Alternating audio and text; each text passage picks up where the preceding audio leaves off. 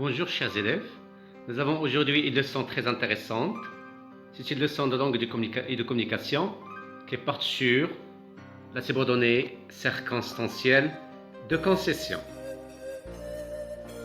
Alors passons maintenant aux objectifs de la science.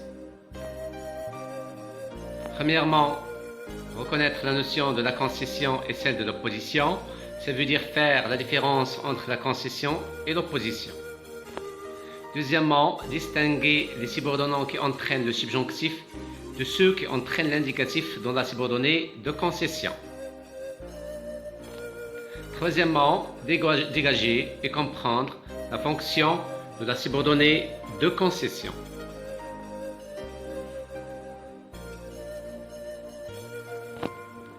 Alors maintenant, passons à la définition. Que signifie la concession?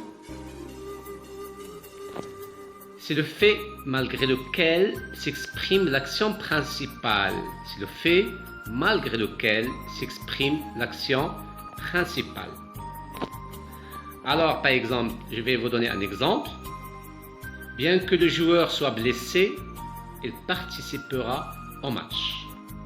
Ça veut dire, malgré la blessure du joueur, il participera au match. Ici, on reconnaît un fait, ce que le joueur est blessé, et on y pose un autre fait, le moment où il participera au match.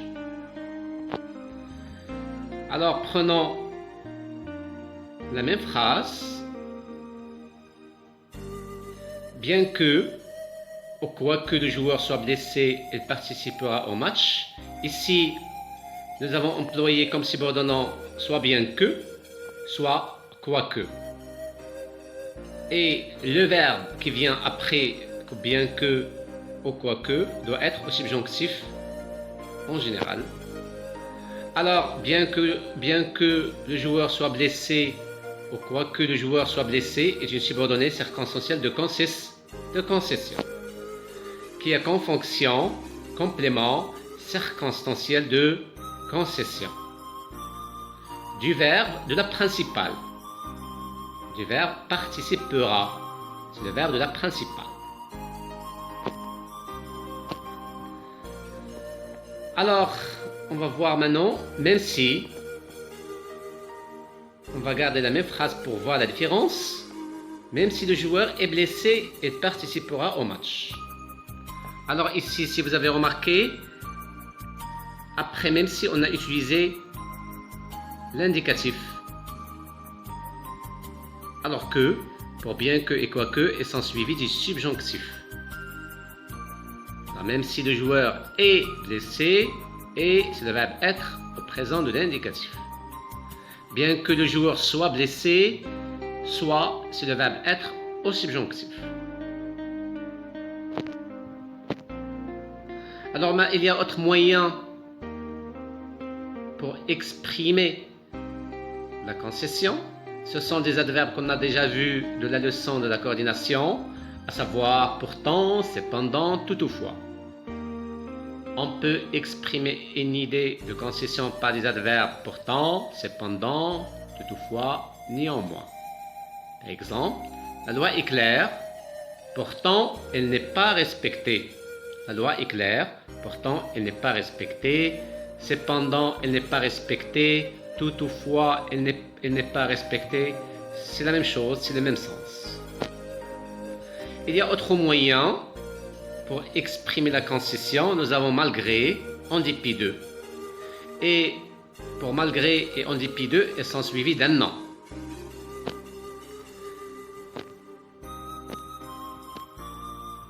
Le joueur participera au match malgré sa blessure. Malgré sa blessure. On a transformé l'expression même si le joueur est blessé ou quoique le joueur soit blessé, on l'a remplacé par le nom. Le joueur participera au match malgré sa blessure. Alors, nous avons la même phrase avec l'expression en dépit de, Le joueur participera au match en dépit de sa blessure. Alors, passons maintenant à l'expression de l'opposition. C'est quoi l'opposition? C'est le constat d'une différence.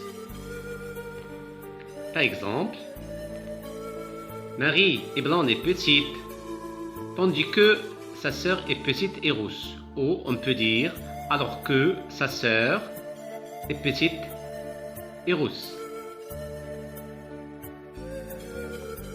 Deuxième exemple, il est injuste qu'il se repose alors que moi je travaille.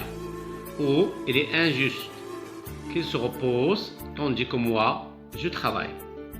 Si vous avez remarqué ici, vous avez le verbe se reposer et le verbe travailler, ce sont deux mots ou deux verbes antonymes, deux verbes contraires. Ça veut dire que nous avons ici deux phrases opposées. C'est pourquoi on peut remplacer alors que et tandis que par l'expression par contre.